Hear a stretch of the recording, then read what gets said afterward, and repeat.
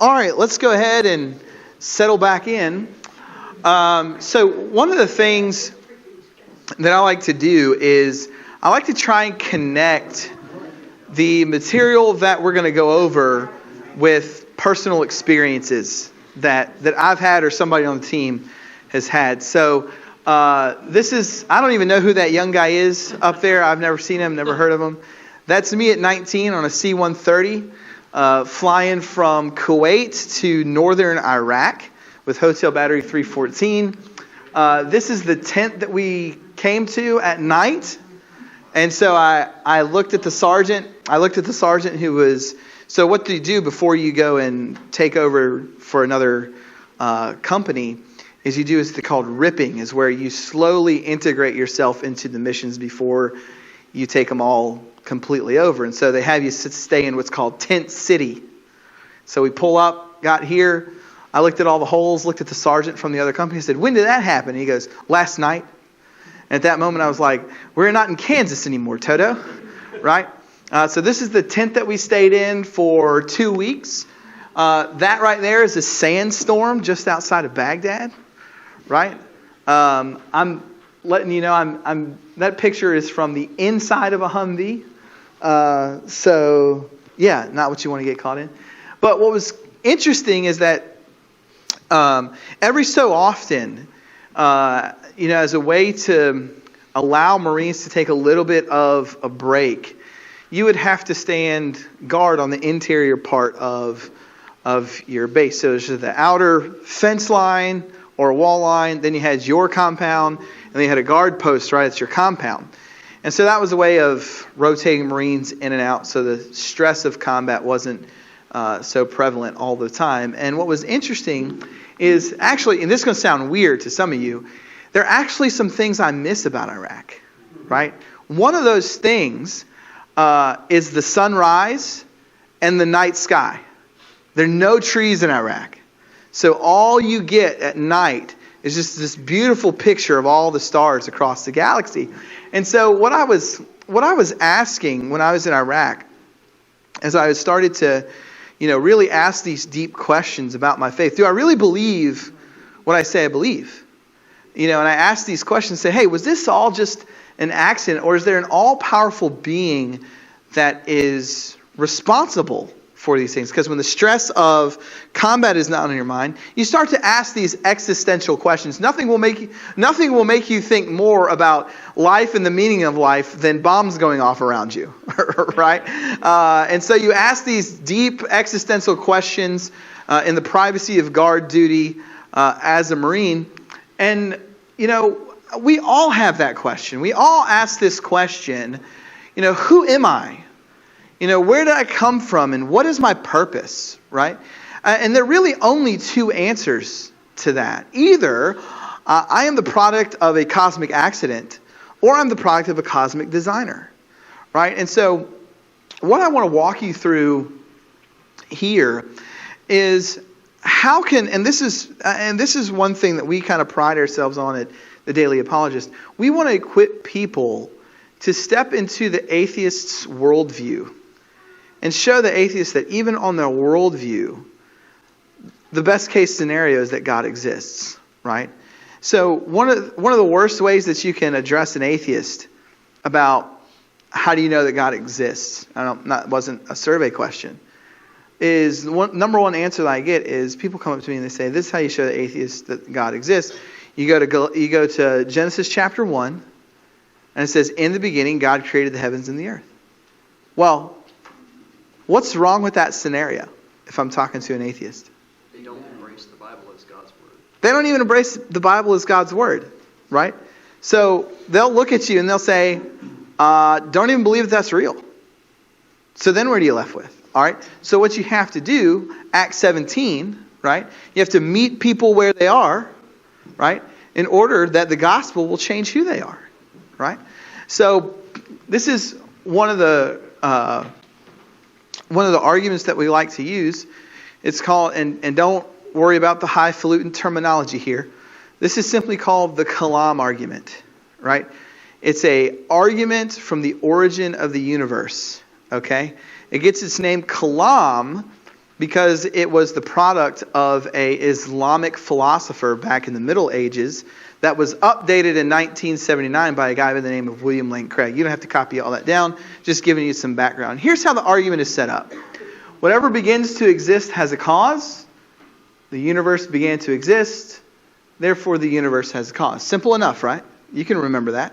Whatever begins to exist has a cause. The universe began to exist, therefore the universe has a cause. Now this is a logically tight argument. If premise 1 is true and premise 2 is true, it doesn't matter if you like it or not, if it gives you a warm and fuzzy or not. Premise 3 follows. The universe must have a cause. So let's look at some of these here. Whatever begins to exist has a cause, right? We know this, and I'll explain the tiger here in a second. We know that things don't come into being out of nothing, right?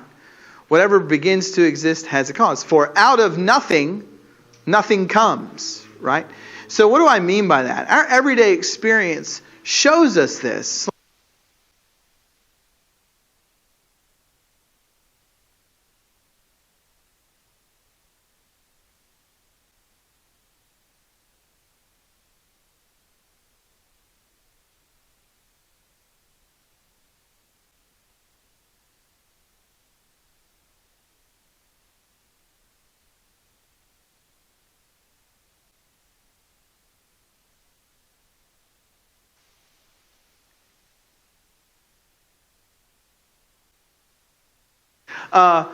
But I really would like to have that come into being out of nothing.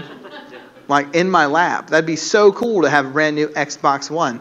Just come into being out of nothing and I wouldn't have to pay for it, right? Or what about this? I'd love that to show up just one day. You know, all of us have been in this situation.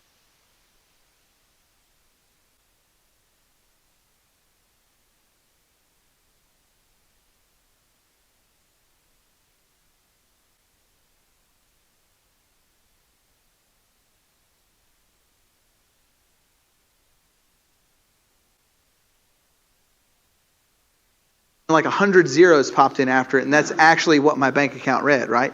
That would be really cool. But what? That doesn't happen, right? Even right now, I would love it if just all of a sudden, $1 million just formulated out of thin air and dropped right here. I would gladly split that with you one way. That's a joke. I would gladly split that with you, no doubt about it. But these things don't happen. Our everyday experience shows us that these things don't take place. So the question that we would want to ask would be, if the universe can come into being from nothing, why doesn't anything or everything come into being from nothing? That's a really good question you need to ask your atheist friend. If the universe can come into being from literally nothing, then why doesn't anything or everything come into being from literally nothing? Right? So it seems this is what's called the causal principle. It's a metaphysical principle, right? It's a feature of reality. It's just the way things are, right? So then we look at premise 2. The universe began to exist, right?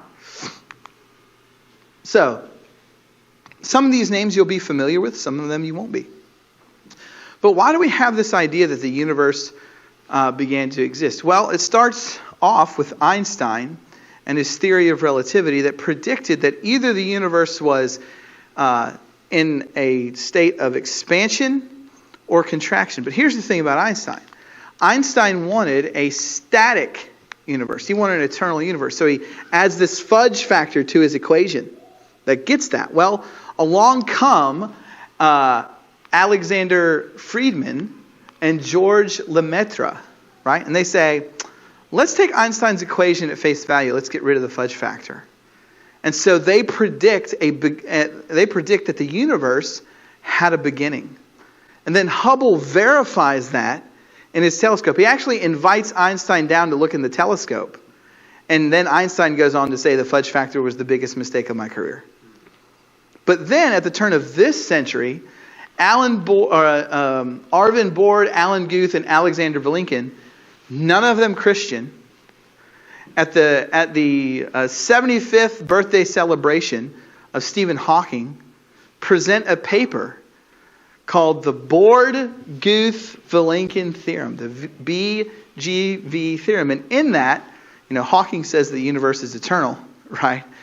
In that paper, they say any universe that has been expanding throughout its history must have a beginning. I wonder what people thought there at Hawking's 75th anniversary. A guy who said the universe is eternal, and then these guys present a paper and a theorem that say, actually, if it's been expanding throughout its history, it definitely has a beginning. Vilenkin, an admitted agnostic, goes on to say that the evidence is clear, right? That now cosmologists, those who study, the origin of the universe, they can no longer hide behind an infinite universe. They have to deal with the problem of the universe having a beginning. Now, let me ask you a question. How many verses did I quote right there? What did I do? I cited guys that the average atheist would agree are correct. And I showed them that the universe has to have a beginning, right? It can't be eternal. Plus, there are a bunch of problems with actual and potential infinities that we won't get into. But the universe has a beginning. Therefore, the universe has a cause, right? Premise 1, whatever begins to exist has a cause. Premise 2, the universe began to exist. Premise 3, therefore the universe has a cause. So many people ask the question, well, what caused the universe? But I would present this to you, that it's not a matter of what. It's a matter of who. And why is that? Because this is what's called conceptual analysis. Now that we know the universe has a cause, what would be the features of that cause? Right? Well, the universe, right? The universe is made up of time, space, and matter. Those things cannot create itself, just like I did not create myself, right? I have certain features of muscles and bones and interconnected neural circuits. Well, those things didn't create itself, right? Something happened that caused those things to come into being, right? Well, same thing with the universe.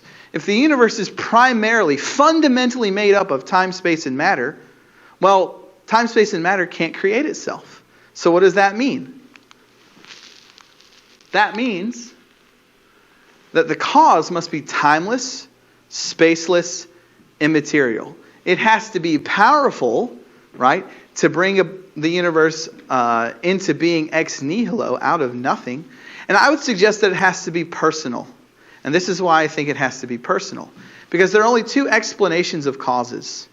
There's either scientific explanations or personal explanations. Well, if there's literally nothing before the universe, then there are no initial operating conditions or laws of nature to jumpstart a universe, which only leaves the other thing. Something that's personal. Something that made a conscious decision to bring the universe into being. Now, timeless, spaceless, immaterial, powerful, personal. That sounds a whole lot like, in the beginning, God created the heavens and the earth. Because even right there, what do you have? You have a timeless, spaceless, immaterial, powerful, personal being creating time, space, and matter. But notice, I didn't use that to start with. I just met the skeptic where they were and said, even if I accept your worldview, that you believe the universe is made up of time, space, and matter, right? And that whatever begins to exist has a cause, it still seems to me that you need God. Didn't quote one section out of Genesis until the very end. Everybody see how that's working? Right? Now, I'm not asking you to commit this to memory tonight, right? But what I am saying is that if you want to be effective in your evangelism to people who are skeptical, that's an argument you have to add to your tool belt. You have to know that one. All right. So let's look at the second argument here, the second reason for God's existence. Now, also in Iraq, we did things like this. That's not an actual picture. That's stock photo, okay? Adobe is amazing. All right. we would go on, we would drop people off here and there. And every now and then we'd come across something like this, right? That's a C4 charge attached to old grenades, right? Now, notice you've got the hole, you've got the cord, you've got the C4, and you've got the grenade. Now, let me ask you that question. Chance or design? Well, there's actually a third option. Either that structure, that bomb, so to speak, is a fixed part of the way that ground is, or it by chance got there, or someone designed that for a specific purpose.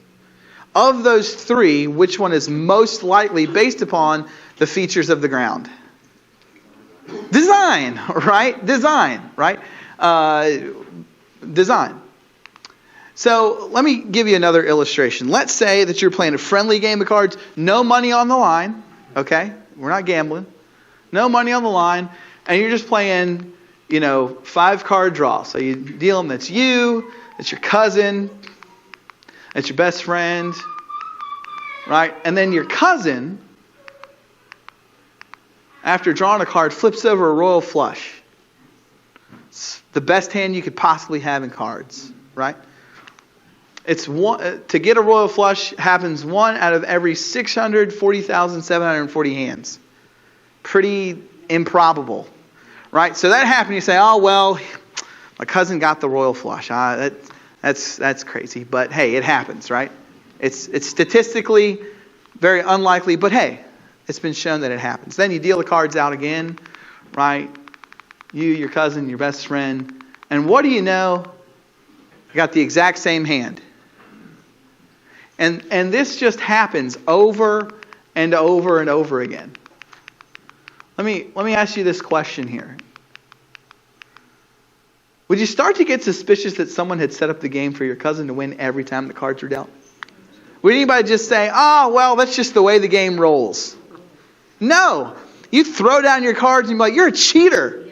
And I don't know who's colluding with you, but you've set up the game for you to win every single time." Right? That's a feature of design. That just doesn't happen. Well, one of the things that we want to ask when we look at the universe, right? We want to ask the question, what's the best explanation for the fine-tuning of the universe?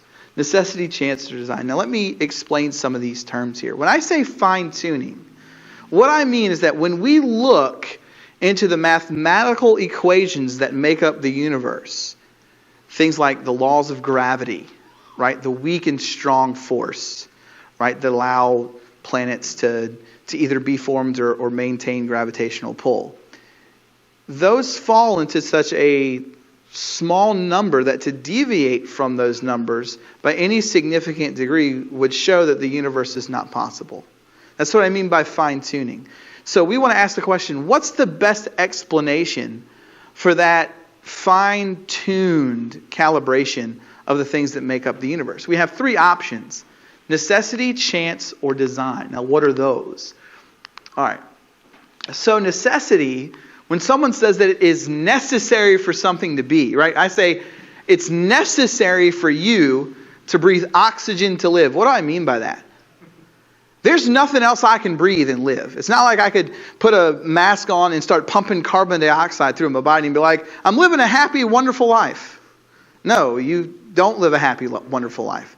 It is necessary. There is no other option available for you to live outside of breathing oxygen. Everybody understand that definition? It's essential. It's the only option on the table. Right? Unless they come up with another option, I don't think that's going to happen. All right? That's what chance, the occurrence and development of an event without design, is simply an accident. And then design, the intentional planning and structuring of an event or thing with purpose or intent in mind. Those are our 3 options. If there's a 4th option, someone needs to bring it to the table. I don't know of one. Yes, ma'am. Doesn't necessity kind of tie into design? Because if design is intentional planning and structuring, well then you have laws of nature and such.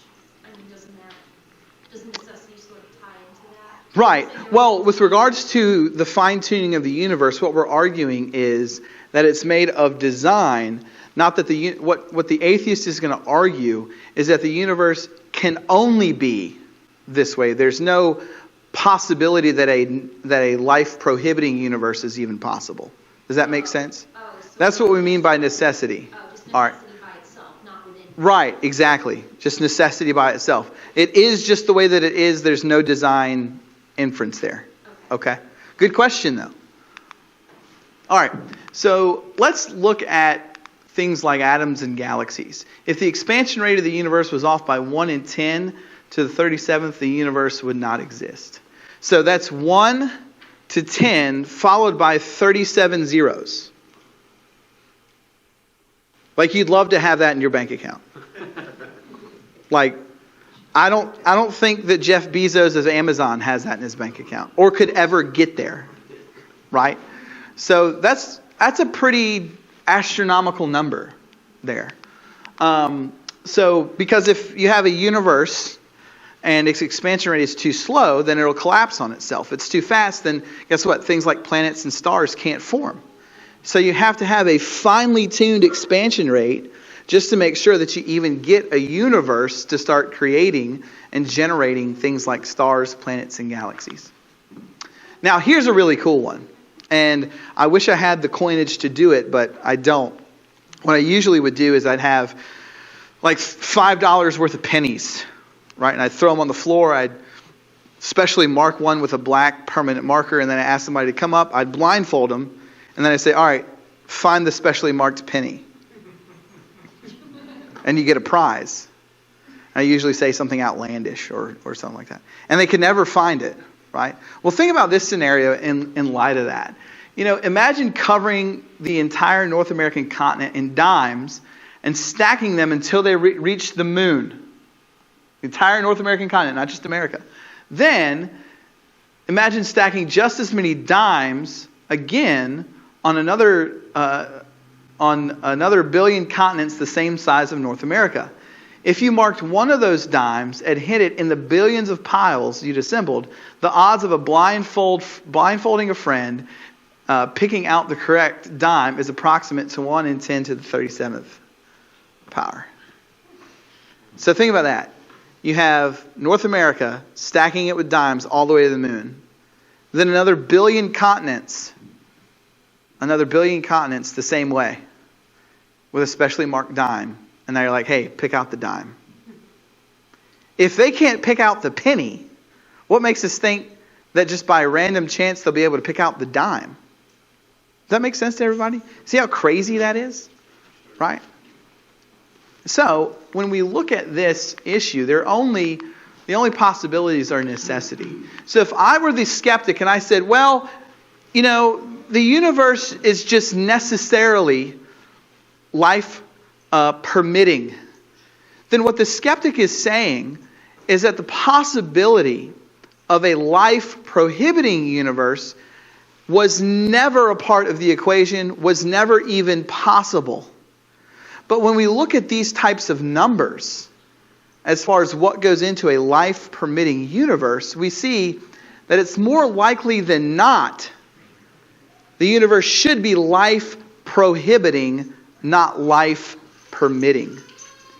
So when the atheist says, well, the universe just is the way that it is, it always has been, you ask them, so you're saying that it was never possible that a life prohibiting universe could have ever existed? Well, that seems preposterous just given some of the numbers we've looked at on the screen. Right?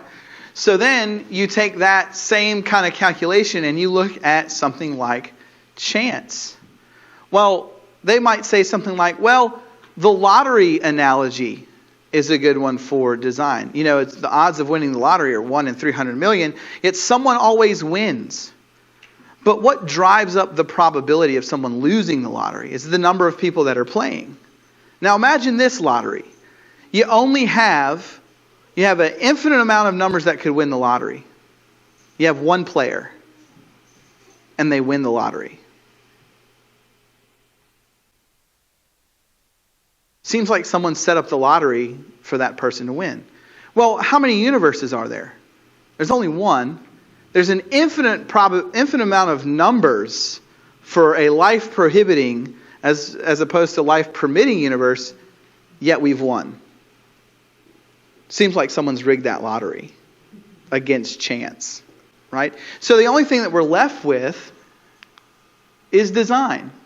Notice what the late Stephen Hawking said. He said here, the remarkable fact is that the values of these numbers, talking about the numbers that make up the universe, right, seem to have been very finely adjusted to make it possible the development of life. Well, go figure, Stephen.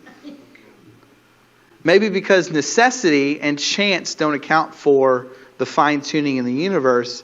The fine-tuning in the universe is due to, more probable than not, design. And where there is design, there's what?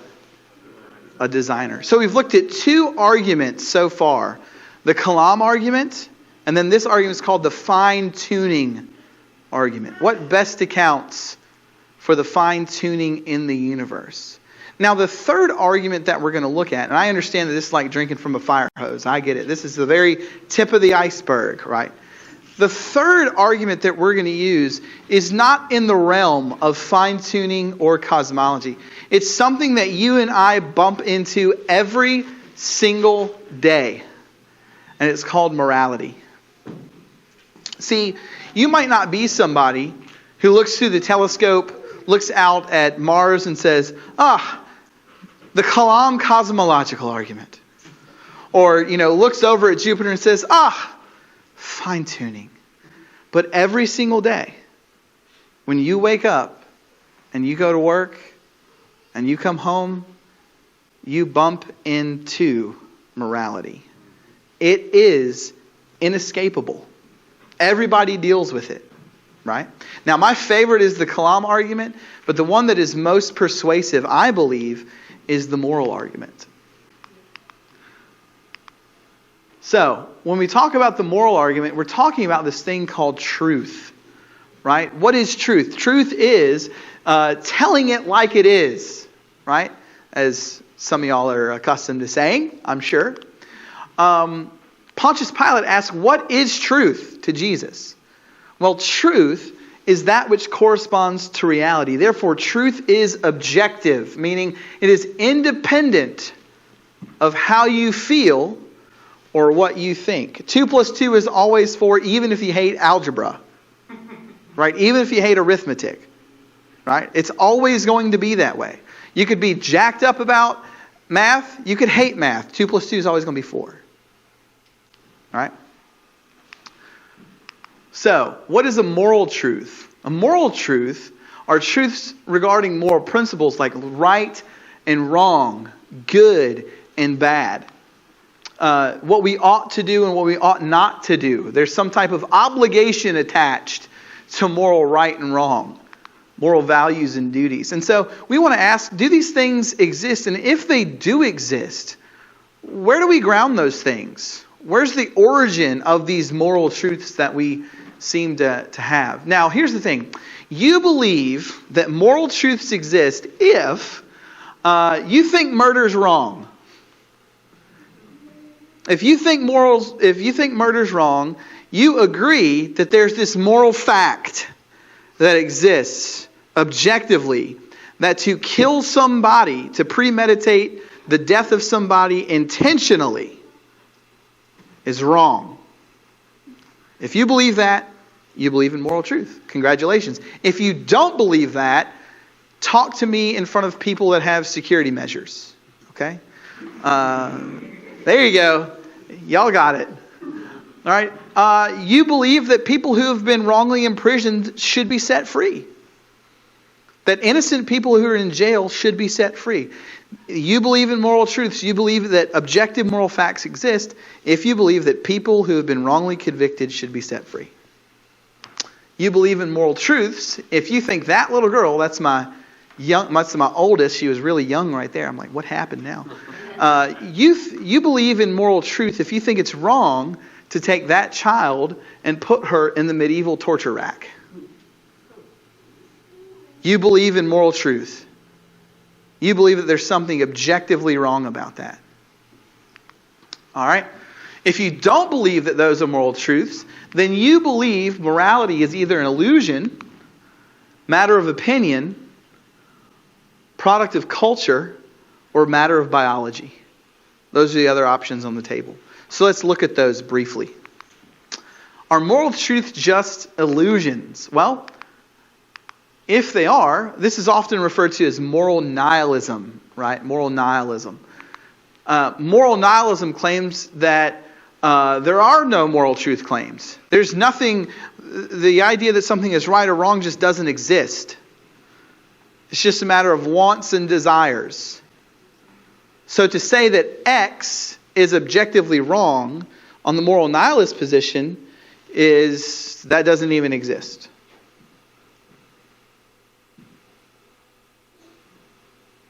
How crazy is that? Because the moment they say something like, well, I don't agree with that congressman over there. I think that bill is wrong. Well, what have they just done? Wait, you just said that right and wrong don't even exist. So then you made a claim about right and wrong. And is that claim right or wrong? Right? That's exactly what you ask them. That's what you ask them. You just turn it back on them. Okay, you don't believe that right and wrong exists. You said that was right or that was wrong. Is that claim right or wrong? Right? You just turn it right back on them. Hey, and then you ask them the question, haven't you made a claim about morality? Yes or no? Well, I made a mistake. Oh, Freudian slip to objective moral values and duties existing. I got you. Right? Is that statement true or false? Well, what if morality is just a matter of opinion? Right? What if it's just a matter of opinion? Here's something I want to play, and I don't know, does the speaker system here work? Should that work if I play it? If I unmute it, yes. Yeah, go ahead and unmute it. So this is one of those times where I called into a show on YouTube. Now, they're having a conversation about morality. And this gentleman here, his screen name is Skylar Fiction, right? And so Skylar believes that moral facts are simply matters of opinion or preference. And I call him and I ask him a question. Now, he's big on preserving the rights of the LGBTQ plus community. And so I ask him a question about that, related to moral objective values and duties. All right. Is this good? We good to go? Put this over there. Okay. We don't generally play sound. Now, I'm sorry. Don't worry. So we're going to play that video, and then I want to ask you a couple of questions about that video. Needless to say, and this is for the live stream, I don't have a problem if Skylar ever sees this. We know each other. We've dialogued before. But this right here is a doozy. My tech hates me. The microphone made my phone disconnecting the sound cord. That's okay. I'll give you 60 seconds, and then we'll move on. Okay.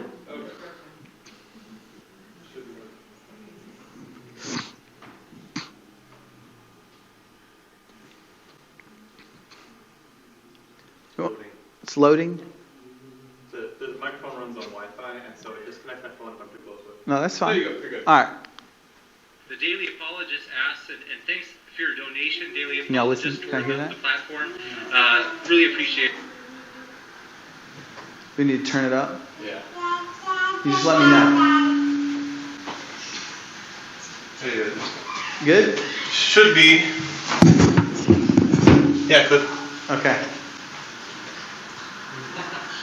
The Daily Apologist asks, and thanks for your donation, Daily Apologist, toward the platform.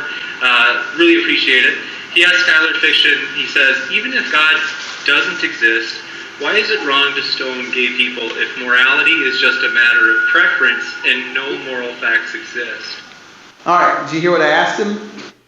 I said, if God does not exist, why would it be wrong to stone gay people if morality is just a matter of personal preference and opinion? And this is his answer. The Daily Apologist asks, and thanks for your donation, Daily Apologist, toward the platform. Really appreciate it. He asks Skylar Fiction, he says, even if God doesn't exist, why is it wrong to stone gay people if morality is just a matter of preference and no moral facts exist? That's a good question, right? Well, I mean, No, first it's a of good all, question. it's not wrong in an objective way or an absolute way. It's just wrong to me in my subjective opinion, right? Through my personal moral system. Personally, I don't want to harm gay people. I mean, it's a simple answer. If for simply wanting to love each other and have the same rights that as a straight couple, as a straight guy, I have. I don't feel the urge to harm people for simply doing something that's consensual to them in a loving, kind way. Yeah, I think it's the simplest way I can answer. That's why I view it as wrong. Now, obviously, I think, people believe things are wrong for all different kinds of reasons. Someone may not share my opinion. You don't have to. But I've found that the way I live my life and my particular moral values work for me. And I hope that works for you too. All right, now, notice what is said. It's not wrong in an objective way. It's wrong based upon my subjective moral opinion, right? And he also said, I hope that your Exactly. So then he said, you might disagree with me, and that's fine. But at the end of the video, he said, well, I hope this works for you too. Yeah. Well, what's he appealing to? An objective moral standard. That while it's not wrong to stone them in an objective way, this is how I view it, and I hope that you follow after my moral framework. Well, let me ask you a question. Why am I obligated to follow after your subjective moral framework? You just gave me the go-ahead. Stone gay. Right? Without consequence. Why am I obligated to do that? What obligates me to not do that if it's just a matter of your preference? Why is his preference that I should follow after any better or different than what I might think? So you can have this paper. Right. So what is morally different? If it's just a matter of opinion, whose opinion is morally superior? His that says, don't stone them because of my subjective opinion. And then maybe my opinion that says, we should stone them. Because after all, there's nothing objectively wrong with it. It's a matter of my opinion. And my opinion says, let's stone them. Your opinion don't count. Exactly. Now, notice this. He affirms subjective moral values and duties. But then when he answers the question, he smuggles in this objective standard. Right? And here's the thing, that will always happen if morality is just a matter of opinion. Why is your opinion any different than my opinion? If on his view, and he's more than willing to talk to me about it at some point in the future, on his view, deciding whether to stone gay people or not is just like deciding which flavor of ice cream I want to eat. Or what pair of socks I want to wear. Which flavor is the best? Chocolate or vanilla? You have your opinion, I have my opinion, but neither opinion is objective. It's purely within the subject. So that's the problem with morality. It's just a matter of opinion. Right? It leads to contradictions. It makes normative morals impossible. Why? Because they will always fluctuate and change. What's right today might be wrong tomorrow, and what's wrong today might be right tomorrow. We've seen that throughout the course of some civilizations, right? I believe that right now the biggest problem in our country is that we've applied applied subjectivity to our moral framework as a society. And the only way that morality or moral values and duties are expressed are through people who have or are in positions of power. But just because I'm in a position of power to make a moral decision doesn't make that moral decision right. Right? If that were the case, then Hitler was right. Hitler did nothing wrong. He had a subjective opinion. He got the power. He executed his subjective opinion. Who am I to tell him that he's wrong? Well, I can tell him wrong if an objective moral values and duties, if moral facts and moral truths actually exist. Remember the Nuremberg trials when they tried the Nazi officers. They said, well, we were just doing what we were told. And their verdict was you're guilty on the basis of a higher power, a higher standard. Well, what was that standard? And where did that standard come from? Right? All right, well, what about culture? Does culture get to decide what's right and wrong? Is that where these objective moral values and duties stem from? Well, if morality is a product of culture, how do we decide which culture is correct? I've got culture X over here that says cannibalism is awesome. I got culture over here that says cannibalism, not so much. Well, if culture gets to decide what's right and wrong, well, how do we adjudicate between these two opposing cultures? How do we do that? I don't know how you can. Right? What else? Is it a matter of the size of the culture? Well, China gets to decide what morality is because they've got 1 billion people and we only have 300 million. Well, India gets to decide because they've got 1 billion people and Pakistan doesn't. Is it just a matter of size? Is it a matter of strength? Well, whoever has the biggest military wins, right? Well, hey, you know what? India's got more nukes than Pakistan, so India gets to decide the moral standard for the region. I mean, how would we ever operate if that were the case? Right? And what happens when the power that's the culture that is the strongest then all of a sudden loses their strength? Well, what does that mean? That means the moral fabric of that specific region is going to change, right? Is it a matter of education level? Well, whoever's the smartest, gets to decide what's right and wrong. I'll say this on the live stream. I don't normally say this. I know a lot of dumb people with PhDs. So is it just a matter of IQ level? Right? We wouldn't say any of that. Right? And how many people in the group must agree? Right? If it's just a matter of culture, how big of a majority do I need? Is it just 51-49? Or do I have to have 70-30, 60-40, 80-20, 90-10? How many people in my culture must agree that this is morally right for us to say this is what we're doing? Just a simple majority? Well, what if I have a simple majority that say it is okay to put the 3-year-old in the torture rack? Doesn't that make the minority immoral for disagreeing with the majority? So how could the minority ever, rightly claim that something is right or wrong? If moral right and wrongness is determined by the amount of people who agree in a culture. What does that do for somebody like Martin Luther King? What does that do for somebody like Gandhi? Right? That's the problem if it's just a matter of people agreeing. I think this is out. Nope. All right. Opinion. Yeah. A couple of those. We got to move through these real quick. I've already mentioned this. All right. So what if it's a matter of biology? What if right and wrong is just a matter of biology? What if it's just a matter, some skeptics like Michael Roos will say that your morality has been ingrained into you through evolution.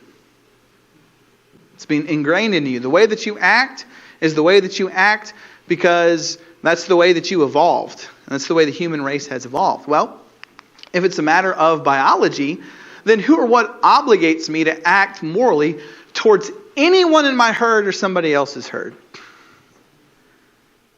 Why must wildebeest A act morally to wildebeest B? What obligates them to do that? Doesn't seem to be an obligation ingrained into the natural world. Well, if we're just highly evolved spin-offs of the evolutionary process, why am I obligated to treat Mr. Roller here with any type of dignity? What obligates me to do that? He's just an animal. I'm just an animal. Right? So, if we're animals, well, guess what? Animals are not moral agents. Anybody here ever been on a safari? By any chance? Anybody here ever been to the zoo? Anybody here ever seen an animal be attacked in the zoo? You have? What was it? I was a zookeeper. I saw a male Himalayan bear kill cubs that had crawled over the fence into his pen from the mother's pen. Now, here's my question. Why didn't you, Miss Zookeeper, why didn't you go over to that Himalayan bear and say, Mr. Bear, you have the right to remain silent. Put your hands behind your back, and everything you say can and will be used against you in the court of law. Why didn't you do that? Actually, I got angry with them because it happened the second time, and the first time they saved them.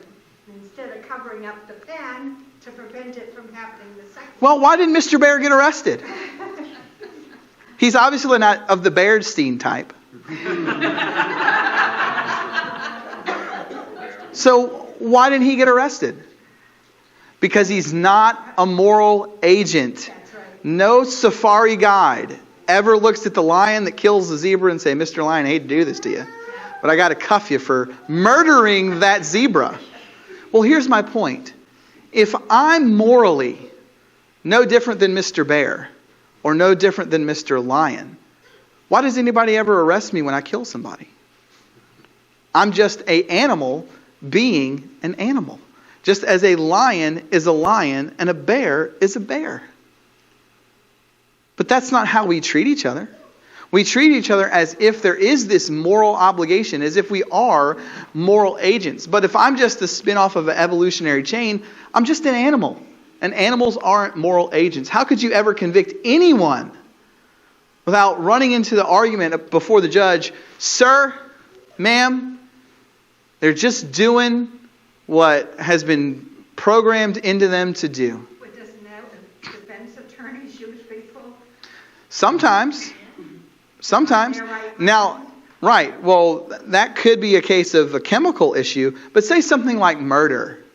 Someone murders another human being, and the defense attorney stands before the judge and says, he can't help it, that's just the way that he's been wired through biology. He is never getting off for that defense. He is always, or she is always, going to jail. Or they'll be put in a mental institution. Or put in a facility. Yeah. Right.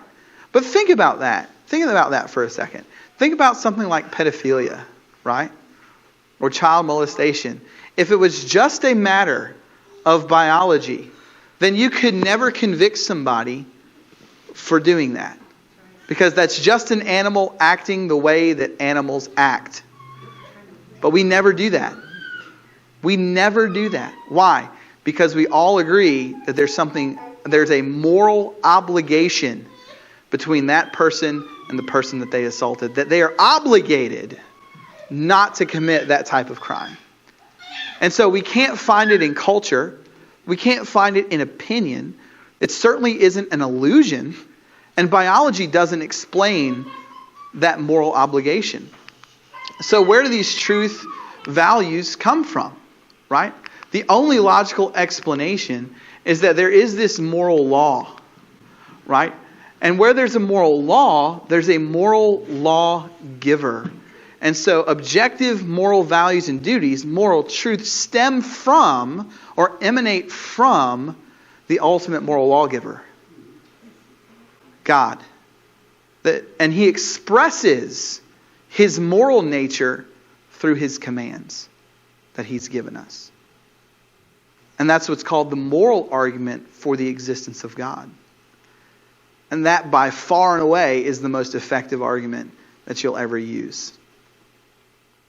I'm in a class right now called Philosophy of Religion. This is the last thing I'll tell you. And then the night is yours. And in this Philosophy of Religion class, we're talking about morality and God. And one of the guys in class is what's called a moral anti-realist. He doesn't believe that moral values and duties actually exist. And so I asked him a question on the discussion board. I said, let me ask you this question. So, on your view, the genocide of the Tutsis in the early 90s in Rwanda, some of you might remember that, where this tribe of Africans were just slaughtered by the thousands. I said, on your worldview, the genocide of the Tutsis was not morally right or wrong. It was just one tribe of Africans asserting their power over another tribe of Africans to get what they want and they desired. Now, most skeptics will not bite the bullet and say, well, maybe they do exist, they're just not grounded in God. He came back and said, yes, you're correct. That the genocide of the Tutsis in Rwanda is just a matter of one group exercising their power and strength to get what they want from another group. And that I might not desire that, and therefore I wouldn't agree with it, but it's not morally wrong. I responded in my mind, not on the discussion board, with, I hope you never run for office. And so he categorically denies objective moral values and duties. He objectively denies moral truths. And once you deny objective moral values and duties, once you deny the proposition that moral facts exist, in a weird way, everything's both off the table and everything's both on the table. Because obligation is now removed from the table, but then any moral action is considered okay. Because no action is considered wrong. But if there's a moral law and there's a moral lawgiver, in which those objective moral values and duties have been given to us through his commands, then we can know absolutely that certain things are right and certain things are wrong. And that not only that, but in doing those things that are right and staying away from those things that are wrong, we have a connection with the moral lawgiver. Yes, sir. Question, comment? So, but you need to explain why he has the moral obligation does. He feels that there is a moral obligation does exist. That's what you need to bring to him in order to dissuade him from his. Well, you can show him or her that regardless of what they say, they act as if there is this obligation between one another. Okay. So if someone says, I don't believe that I'm obligated to treat somebody morally, just punch him in the face. No, I'm just kidding. Don't punch him in the face. But you see what I'm saying. So you didn't do that. You obviously didn't punch him in the face, but you did say, I hope you never run for office. Well, I didn't say that to him. I thought that. I know, but what was the other shot of it? Of what? He was on that side of the fence. So, for instance, Aaron. Right. So what I would say to him if we were in a conversation is, you might say that, but if I talk to you long enough, you will display through your speech or through your action that you really do believe that some things are morally right and some things are morally wrong. You can say that they don't exist, but your actions would display that those things are right and those things are wrong. Because all of us have this moral sense perception, moral sense intuition, right? And so what's the best explanation for that existing? And what we've seen tonight, it's not biology, it's not culture, it's not opinion, right? It's not an illusion, certainly. Well, what's the only thing left? The only thing left is that there's this actual moral lawgiver that has given us this moral sense experience and has given us those through his commands. So that's what I would say. Yes, ma'am. I'd love to know his thoughts if someone went after him. Well, and that's the thing. I didn't want to bring it up because I was kind of like the black sheep on the secular, discussion board. But I almost wanted to ask him, so if I flew to where you live, kicked in your door, pillaged your house, and punched you in the face and knocked you out, would you call the cops? Yes. Right? And why would you call the cops? Would you call the cops because of a certain want or desire? Yeah, you desire that I be arrested. Well, why would you desire that I be arrested? Because I've done something wrong? Right? Well, wrong does not exist in your vocabulary. Yes, sir. I got time for a couple more. We're past time. I don't want to keep you guys Best longer thing than you you could have to do. do, the most you could do consistently is vigilantism, which is defending his own personal likes or dislikes. Right. Action. Right, it's anarchy. Yeah. Judge, jury, and execution for himself. Right. And every person on earth is also that in his worldview. Right. For themselves. So you literally have chaos. You have Exactly. no order. Exactly. That's what nihilism in all its various forms will lead to, is chaos. So, all right. Well, I'll go ahead. If there are no other questions or comments, I'll go ahead. I hope that this evening has been beneficial to you all, as far as looking both at the atheist side of things, but also starting to look at the evidence for the existence of God. Tomorrow, in the Bible class, we're going to answer some of those New Testament questions that Aaron brought up, and hopefully alleviate you, maybe some of you who might be worried about some of those, will alleviate you of those worries. And then in the sermon for tomorrow, I will lay out the evidence for the historical case for the resurrection. This is probably my favorite topic. I've debated it now 3 times, 2 online, 1 on a college campus, and I am super excited for that. So with that, I'll go ahead. If it's okay, David, I'll close this out with a prayer. And then if you guys want to talk to me afterwards, if you don't, that's fine. If you do, that's okay. I'll be here at your leisure. So let's pray. Heavenly Father, we come before you tonight, and we are just hungry to equip ourselves so that we might engage culture, that those conversations with people who are skeptics, who doubt, who want to call into question our faith, we so eagerly want to not to be afraid of those conversations, but to seek out those conversations. And I pray, Father, this weekend that we start down that path, that the information that I provide to the brothers and sisters here is not only beneficial for their knowledge base, but that it is edifying to their faith, that it's faith building. And Father, if there's anybody here who's not a Christian, I pray that the information that we look at and examine is life-changing, that they would, through this evidence, see that you exist, see that the New Testament is reliable, and that Jesus did actually rise from the grave. And Father, be with us all as we travel back to our living quarters. Help us to maintain safe conduct on the road. And Father, we love you so much, and we desperately desire that more people would come to a knowledge of the truth about who you are and what you provide. It's in your Son's name we pray. Amen.